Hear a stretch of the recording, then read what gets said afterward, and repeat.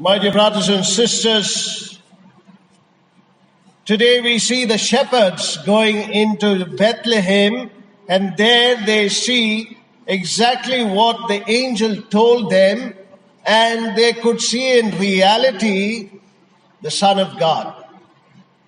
And when they seen the Son of God, definitely they acknowledged the father, the foster father, Saint Joseph. And then looking at Mary, they knew that this is the mother of God.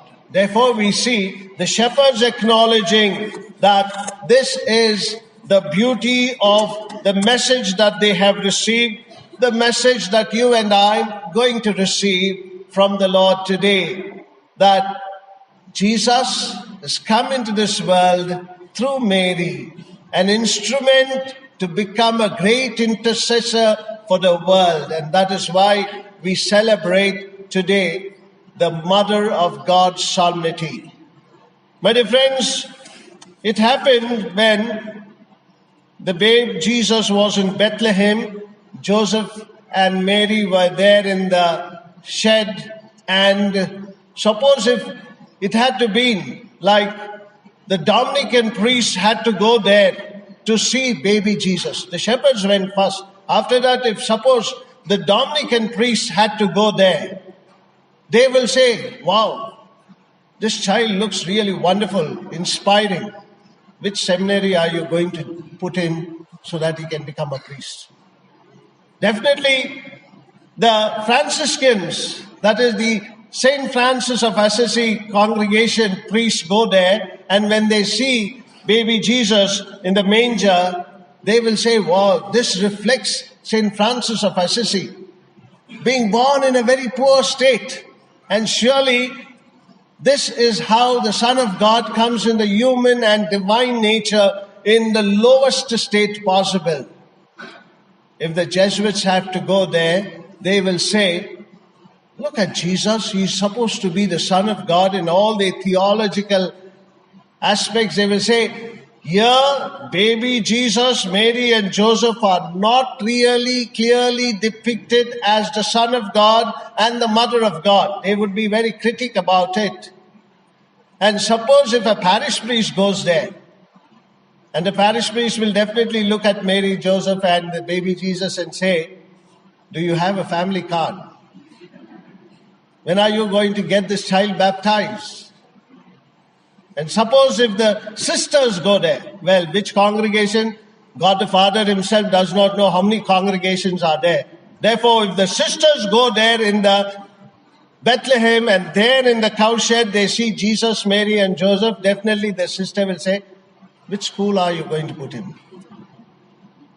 If education is important, which school are you going to put in?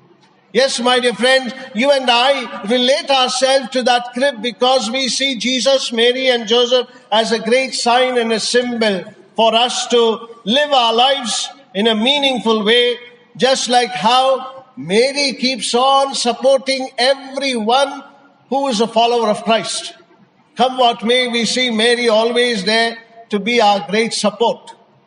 And when we celebrate this great feast of Mary, the Mother of God, I'm sure many of you must have heard this incident that when Jesus was walking down, up and down in the heaven, then he found some of the nasty fellows there inside heaven. Some of those rascals were there. And when Jesus saw these guys, he was also disturbed. He went to Peter, had to have a brawl with Peter, and he said, Peter, how did you send all these guys inside? These are nasty fellows, and how come they have entered into it? Well, you see, I also found them not fit enough, and I threw them out of the gate. And I said, sorry. But these guys came through the back door because they knocked softly there. And your mother, with a tender heart, opened the door and brought them inside. And this is exactly what Mary does for each and every one of us. Nasty as we are, sinners as we are, she is there interceding so that one day you are there in heaven. Fulton Sheen, Archbishop Fulton Sheen says one of those beautiful incidents when he was giving a talk in California in one of those universities, and he said, well, whenever we hear a good word about the Blessed Virgin Mary, one can be sure that the author of that particular book is a Protestant. And it is also surprising if you read any bad words about the Mother of God, one may suspect that the author is a Catholic. Because we Catholics do not know much about Mary, and we just say Mary is so-and-so, Mary is so-and-so, that's all. The Protestants know more about Mary. They have come to know Mary as the Mother of God, and they have accepted so beautifully. But you and I, we have thrown Mary out of our house, out of our lives. But today, my dear friends, remember that we have to keep Mary in our lives, keep Mary in our hearts, so that we may experience that great intercession and protection of our Blessed Mother. The Memorial Archbishop Fulton Sheen conceded that this is not an exaggeration, but it must be said that two of the books, what Fulton Sheen said was, two of the best books on Mary was written by two great Protestants. And one of the books is the Treatise of Mary, written by a monk from Thésée, and how beautifully it depicts Mary. The other book is the Meditations on the Rosary by a Methodist minister, Neville Watt.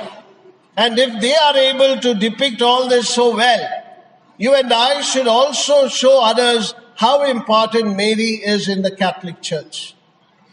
That is the reason why, my dear friend, Fulton Sheen also was surprised when in America, on one of those years, when 15th of August, the solemnity of the Assumption of the Blessed Virgin Mary came on a Tuesday. And they did not declare that as an obligation day because it fell on a Tuesday. And sad, the churches were empty.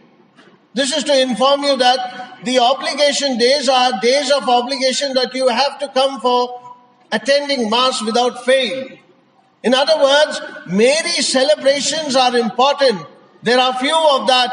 Today is a solemnity.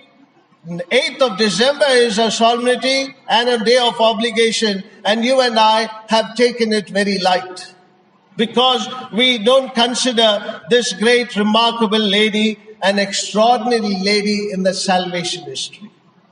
Also to say that one of those great Jewish writers, a gentleman, Michael Saprio, who wrote beautifully about the entire Bible.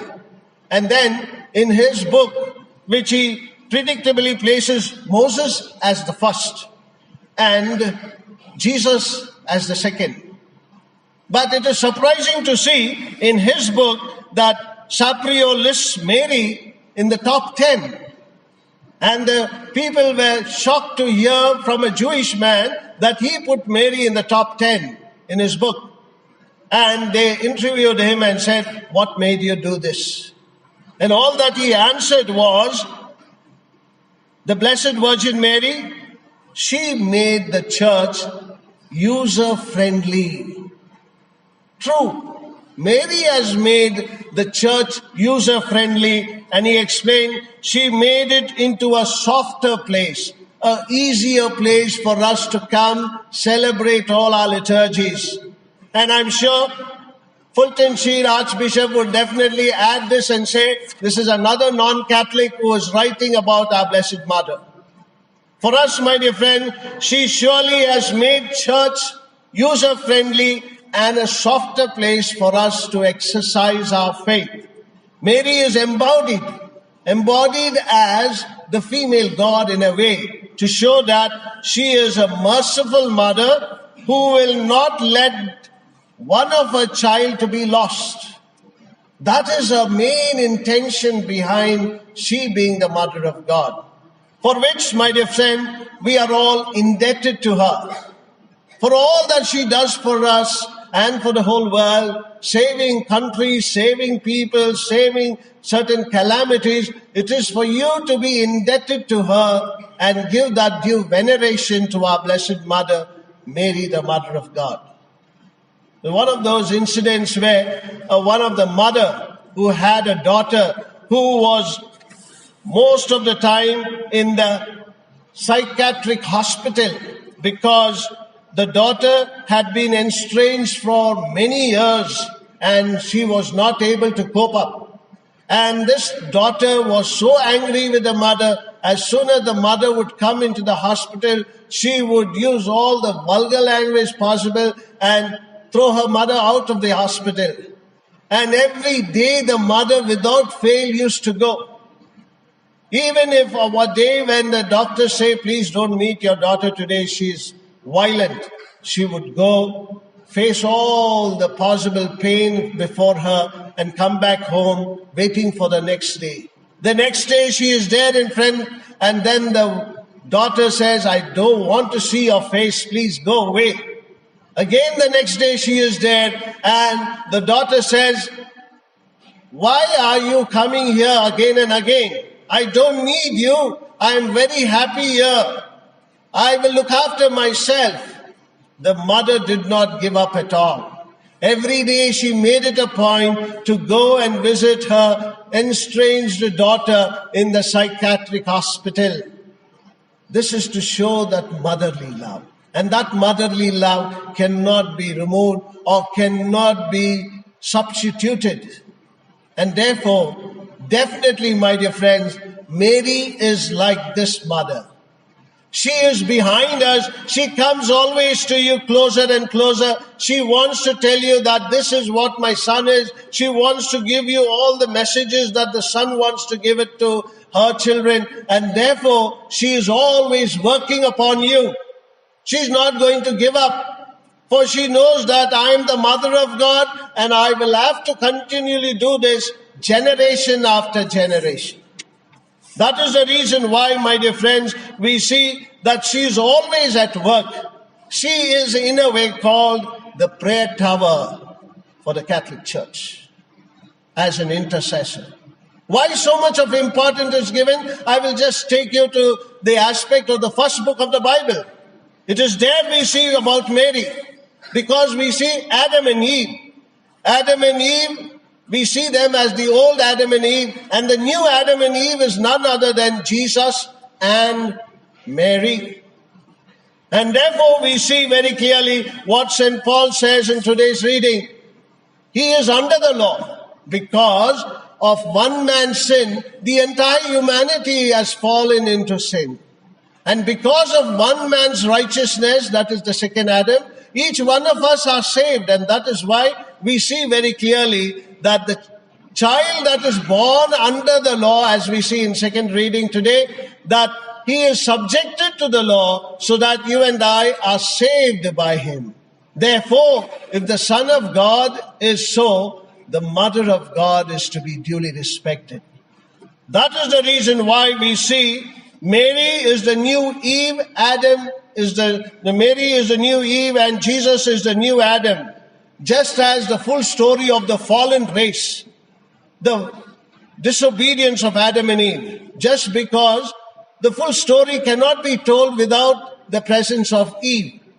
So also, the redemptive work of our Lord cannot be told without Mary included in that.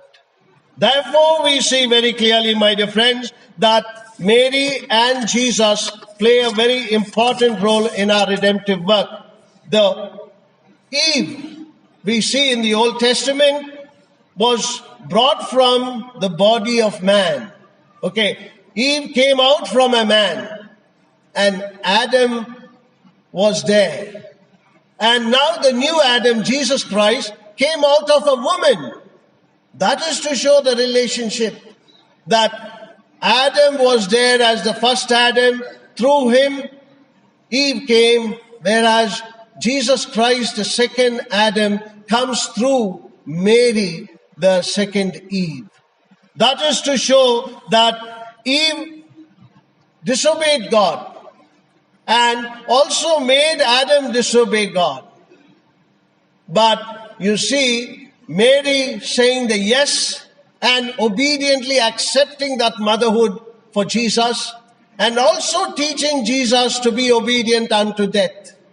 Therefore you find the new Adam and the new Eve brought up themselves to that perfect obedience.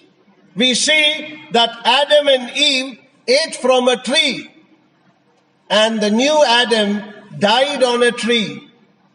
And therefore we see the connection that Adam and Eve had a good time before they could fall into sin.